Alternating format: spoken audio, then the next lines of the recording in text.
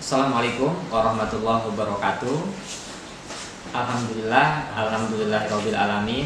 Salam sejahtera untuk kita semua. Semoga kita semua selalu diberikan kesehatan dimanapun kita berada. Pada kesempatan ini saya akan menjelaskan tentang rumusan penganiayaan di dalam hukum.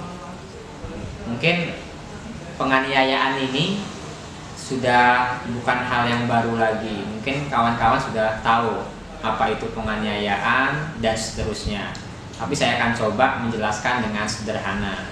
Penganiayaan ini berasal dari kata dasar aniaya, atau penganiayaan ini yaitu perlakuan atau perbuatan yang sewenang-wenang. Penganiayaan adalah perlakuan sewenang-wenang, apakah itu penyiksaan, apakah itu penindasan, apakah itu perbuatan yang menyebabkan seorang luka-luka. Nah, itu yang disebut dengan penganiayaan.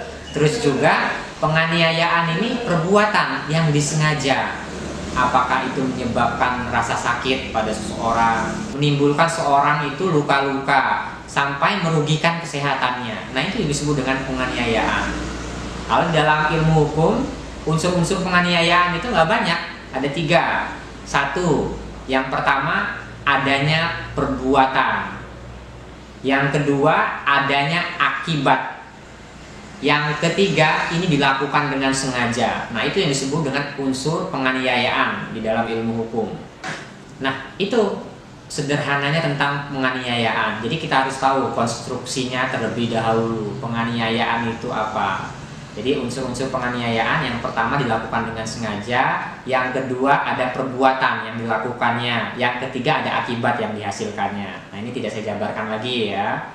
Nah, tadi ketika kita melakukan perbuatan-perbuatan tersebut, tadi kita harus tahu hukumannya, maka kita akan dipidana. Jangan sampai tadi mungkin ada kawan-kawan di sini dahulunya tidak sengaja mungkin ya kan, atau mungkin karena ketidaktahuannya memukul seseorang, menempeleng seorang, meninju seorang tadi, atau yang mengakibatkan seorang itu sampai luka-luka, bonyok, badannya mungkin merah.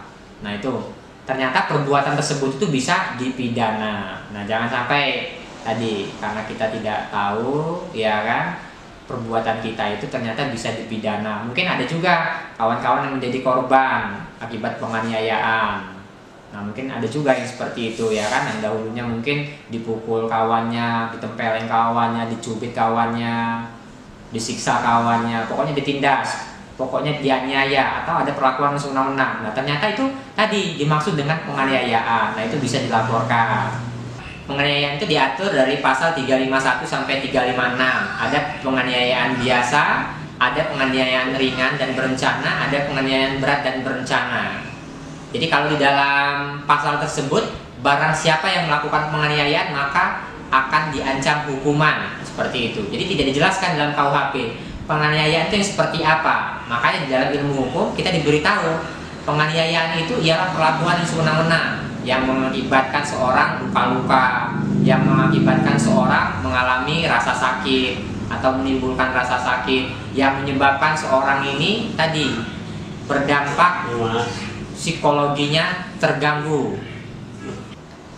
Jadi itu tadi yang diatur di dalam KUHP. Penganiayaan ini diatur di dalam pasal 351, 352, 353 sampai dengan 356 KUHP.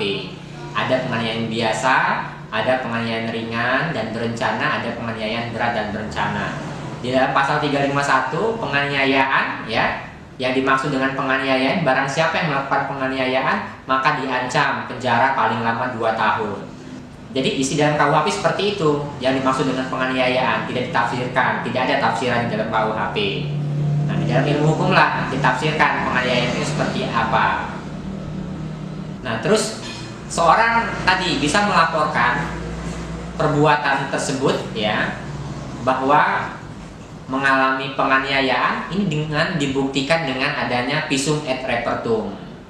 Visum et repertum ini yaitu adanya surat keterangan dari dokter atau orang yang memiliki kompetensi bahwa dia mengalami tadi penganiayaan, apakah dari perbuatan tersebut yang mengakibatkan seorang ini tadi memar, ada lebam, ada sayatan misalkan, ada apa aja yang digambarkan di dalam visum et repertum tersebut. Nah, ini yang dijadikan sebagai alat bukti. Jadi tadi keterangan korban ya satu, visum satu, saksi lagi ya kan. Nah, ini sudah bisa menjadi alat bukti. Alat bukti itu 2 aja cukup sebenarnya untuk permulaan. Tapi tadi semakin banyak semakin kuat karena dalam pasal 184 KUHP.